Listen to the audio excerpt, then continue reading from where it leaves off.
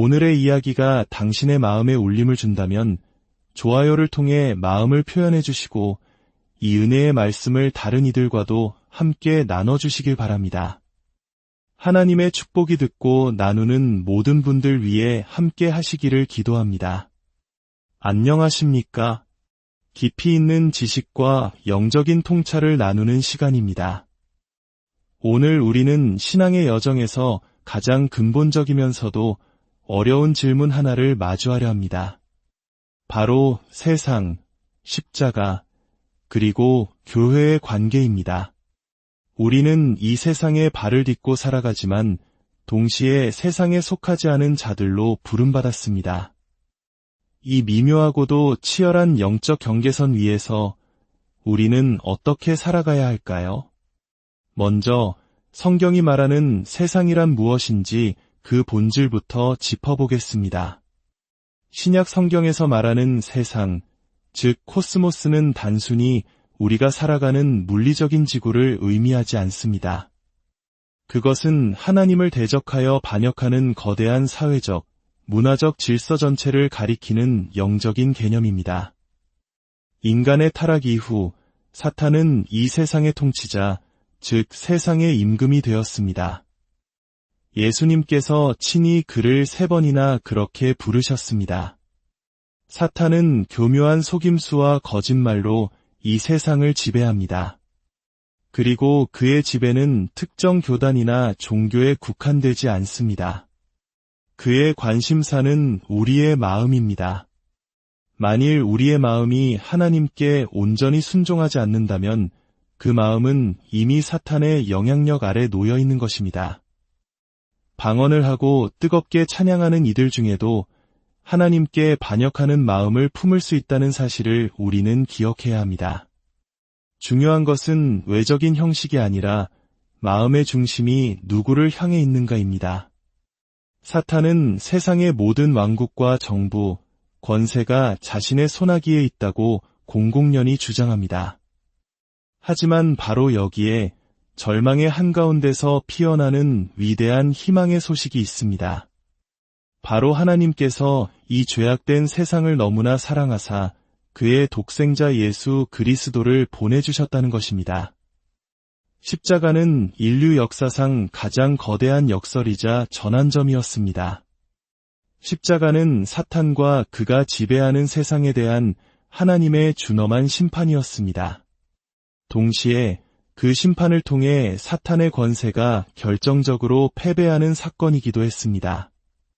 아마 사탄이 역사상 가장 후회하는 순간이 있다면 바로 예수님을 십자가에 못 박도록 인간들을 충동했던 그 순간일 것입니다. 자신의 꾀에 자신이 넘어간 것이죠. 그렇기에 사탄은 오늘날에도 교회가 십자가의 진정한 능력을 깨닫지 못하도록 그 의미를 잊어버리도록 온갖 수단을 동원해 방해하고 있습니다. 세상은 예수님을 알아보지 못했고 지금도 그분의 제자들을 알아보지 못합니다. 세상은 예수님을 미워했고 지금도 그분을 따르는 이들을 미워합니다. 하나님의 영과 세상의 영은 결코 함께할 수 없으며 서로를 적대합니다. 하지만 기억하십시오. 우리 안에 계신 하나님의 영은 세상의 영보다 훨씬 더 크고 강하십니다. 이 세상의 영, 그것은 바로 인본주의라는 이름으로 우리에게 다가옵니다. 인간이 모든 것의 중심이며 인간의 이성과 능력으로 모든 것을 해결할 수 있다고 속삭이는 사상입니다. 하나님의 영과 세상의 영이 어떻게 다른지 명확히 비교해 보겠습니다. 하나님의 영은 진리의 영입니다. 반면 세상의 영은 오류와 거짓의 영입니다. 하나님의 영은 하나님의 깊은 것들을 드러내 보여주십니다. 반면 세상의 영은 하나님의 것들을 조롱하고 비웃습니다. 하나님의 영은 오직 예수 그리스도께 초점을 맞춥니다. 반면 세상의 영은 인간에게 초점을 맞추고 결국 인간을 신의 자리에 올려놓습니다. 하나님의 영은 영원한 것을 바라보게 하며 우리에게 시간을 초월한 세계가 있음을 깨닫게 합니다. 반면 세상의 영은 찰나의 것, 일시적인 것에만 집착하게 만듭니다. 하나님의 영은 우리에게 죄와 의와 심판에 대해 깨닫게 하고 우리가 하나님 앞에서 책임져야 할 존재임을 알게 합니다. 반면 세상의 영은 사람들의 눈을 가려 죄, 심판이라는 영원한 실체를 보지 못하게 합니다. 그저 세상은 늘 그래왔던 것처럼 계속될 것이며 하나님의 심판 같은 것은 결코 없을 것이라고 속삭입니다. 하나님의 영은 악을 이기는 능력과 사랑, 그리고 절제하는 마음의 영입니다. 반면 세상의 영은 악에 굴복하게 만드는 영, 증오와 분열, 그리고 경솔함과 방종, 교만의 영입니다. 하나님의 영은 초자연적인 은혜의 영이지만 세상의 영은 육적인 노력과 공로를 의지하게 하는 영입니다. 이것이 바로 우리가 매일 마주하는 영적 전쟁의 실체입니다. 그렇다면 이 어둡고 왜곡된 세상 속에서 믿는 자들에게 주어진 사명은 과연 무엇일까요? 첫째, 믿는 자들은 세상의 빛입니다. 마태복음 5장 14절, 산상수훈에서 예수님은 분명히 말씀하셨습니다. 너희는 세상의 빛이라. 어두운 세상에서 유일한 빛의 근원은 바로 하나님과 그분의 백성들 뿐입니다. 다른 빛의 근원은 존재하지 않습니다. 우리가 흔히 말하는 지식이나 교육을 빛과 혼동해서는 안 됩니다. 저 역시 과거에 세상이 인정하는 최고의 교육을 받았지만 영적으로는 칠흑 같은 어둠 속에 있었습니다. 교육은 우리를 똑똑하게 만들 수는 있어도 결코 영적인 어둠을 밝힐 수는 없습니다. 빌립보서 2장 15절은 말합니다. 이는 너희가 흠이 없고 순전하여 어그러지고 거스르는 세대 가운데서 하나님의 흠없는 자녀로 세상에서 그들 가운데 빛들로 나타내며 생명의 말씀을 밝혀 우리가 어떻게 빛을 발할 수 있습니까? 바로 생명의 말씀을 굳게 붙들 때입니다. 우리가 각자의 자리에서 어떤 방식으로든 하나님의 말씀을 붙들고 살아낼 때 우리는 비로소 세상을 비추는 빛이 될 수 있습니다. 둘째, 믿는 자들은 세상 속에서 예수님을 대표하는 사람들입니다. 세상은 더 이상 육신을 입은 예수님을 볼 수 없습니다. 하지만 세상은 우리를 봅니다. 사람들은 성경을 읽지 않을지 모릅니다. 하지만 그들은 우리의 삶을 읽습니다. 직장에서, 이웃에서, 우리가 만나는 모든 관계 속에서 누군가는 우리를 통해 살아있는 성경을 읽고 있습니다. 요한일서 4장 17절의 마지막 구절은 충격적일 만큼 놀라운 선언을 합니다. 주께서 그러하심과 같이 우리도 이 세상에서 그러하니라. 우리가 이 세상에서 예수님처럼 살아가야 한다는 것입니다. 셋째, 믿는 자들은 온 세상에 하나님 나라의 복음을 전파할 의무가 있습니다. 이것은 선택이 아닌 지상 최대의 명령입니다. 마태복음 24장에서 제자들은 예수님께 세상 끝의 징조가 무엇인지 물었습니다. 예수님께서는 전쟁, 기근, 지진, 박해 등 여러 징조들을 말씀하셨지만 결정적인 단 하나의 그 징조에 대해 14절에서 이렇게 답하십니다. 이 천국 복음이 모든 민족에게 증언되기 위하여 온 세상에 전파되리니 그제야 끝이 오리라. 세상의 끝, 역사의 종말은 군사 지도자나 정치인, 과학자들의 손에 달려있지 않습니다. 바로 우리, 복음을 전파할 책임이 있는 우리 손에 달려있습니다. 이 시대의 신인 사탄은 이 시대가 끝나는 것을 원치 않습니다. 시대가 끝나면 자신의 지배도 끝나기 때문입니다. 그래서 사탄은 복음 전파를 방해하기 위해 모든 힘을 쏟습니다. 그런데 오늘날 많은 교회의 모습은 어떻습니까? 사탄은 대부분의 교회를 두려워하지 않는 것 같습니다. 오히려 신자들이 교회 안에 안전하게 모여 세상에 아무런 해를 끼치지 않고 시간을 보내는 것을 반길지도 모릅니다. 우리는 교회 주차장에 세워진 수많은 차들처럼 그저 안전하게 머물러만 있는 것은 아닐까요? 예수님은 모든 민족을 교인으로 만들라고 하지 않으셨습니다. 제자로 삼으라고 하셨습니다. 성경은 믿고 나아가는 자들에게 표적이 따를 것이라고 약속했습니다. 병든 자에게 손을 얹으면 낫고 귀신을 쫓아내며 죽은 자를 살리는 기적 말입니다. 어떤 이들은 왜 오늘날 그런 표적이 따르지 않느냐고 묻습니다. 이유는 간단합니다. 우리가 가지 않기 때문입니다. 표적은 가는 자들을 따르도록 약속되었습니다. 주차된 차를 따라갈 수는 없는 법입니다. 저와 제 아내는 이슬람이 98%인 파키스탄에 간 적이 있습니다. 그곳에서 기독교인들은 억압받는 소수입니다. 하지만 하나님은 기적적으로 길을 여셨고 우리는 그곳에서 집회를 열었습니다. 9일 동안 약 8,500명이 구원을 위해 기도했으며 그중 3분의 1은 무슬림이었습니다. 이것은 기적이었습니다.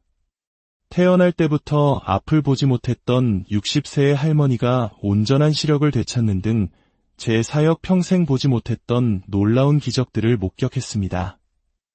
이야기를 하는 이유는 하나님의 약속이 지금도 살아있음을 증언하기 위함입니다. 기적을 위한 최고의 장소는 역설적으로 최악의 장소입니다. 인간의 방법이 모두 막힌 곳, 오직 하나님만이 유일한 희망인 그곳에서 하나님의 기적이 나타납니다. 세상은 우리가 가진 복음을 애타게 기다리고 있습니다. 지금은 추수 때입니다. 주님께서는 추수할 일꾼을 보내달라고 기도하라 하셨습니다.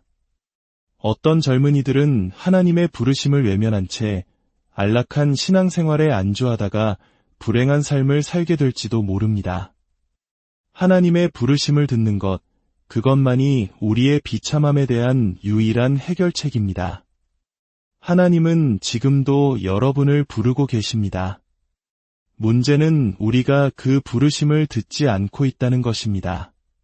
그렇다면 이 세상을 살아가는 동안 우리는 어떤 지혜를 가져야 할까요?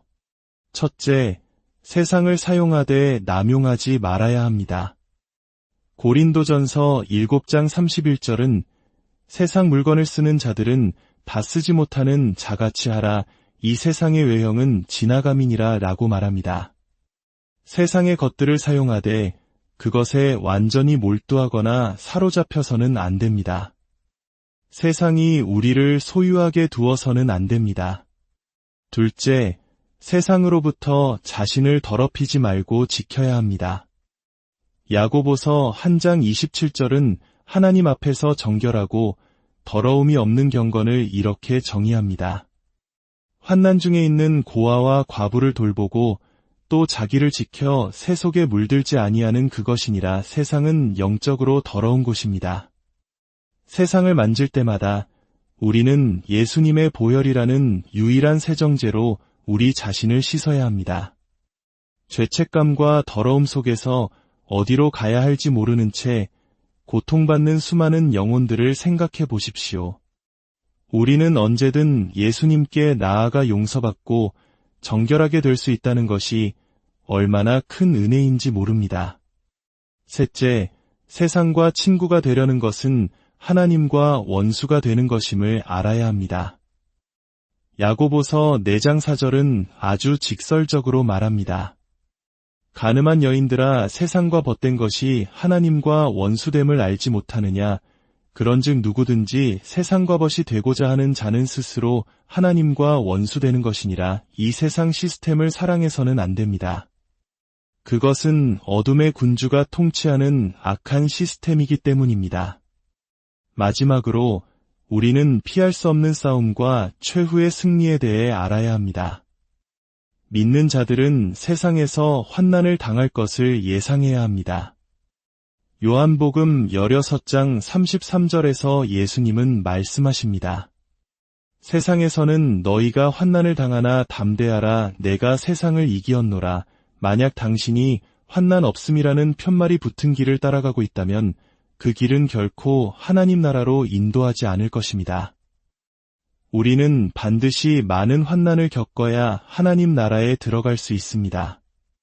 이것이 기독교의 삶의 냉정한 현실입니다. 하지만 이 모든 것 위에 있는 위대한 소식이 있습니다. 바로 믿음을 통해 우리는 세상을 이기는 승리자들이라는 사실입니다. 요한일서 5장 4절과 5절은 선포합니다. 무릇 하나님께로부터 난 자마다 세상을 이기느니라. 세상을 이기는 승리는 이것이니 우리의 믿음이니라. 예수께서 하나님의 아들이심을 믿는 자가 아니면 세상을 이기는 자가 누구냐. 세상을 이긴다는 말 자체가 세상과의 치열한 싸움이 있음을 전제합니다. 하지만 우리는 믿음으로 이길 수 있습니다.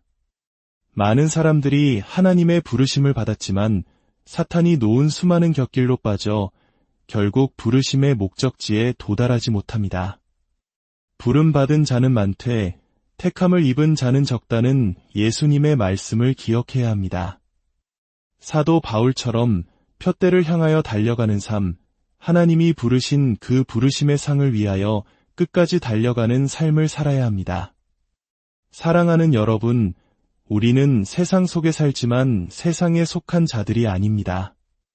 우리는 어둠을 밝히는 빛으로, 예수님을 드러내는 편지로, 그리고 하나님 나라의 복음을 전하는 사명자로 부름받았습니다. 그 길에는 고난이 따르겠지만 우리에게는 세상을 이기신 주님의 약속과 믿음이라는 강력한 무기가 있습니다. 여러분의 삶이 안락한 주차장을 떠나 하나님의 기적이 필요한 거친 세상 속으로 담대히 나아가는 여정이 되기를 소망합니다. 그곳에서 살아계신 하나님의 능력을 체험하고 세상을 이기는 참된 승리를 맛보게 되시기를 주님의 이름으로 축복합니다.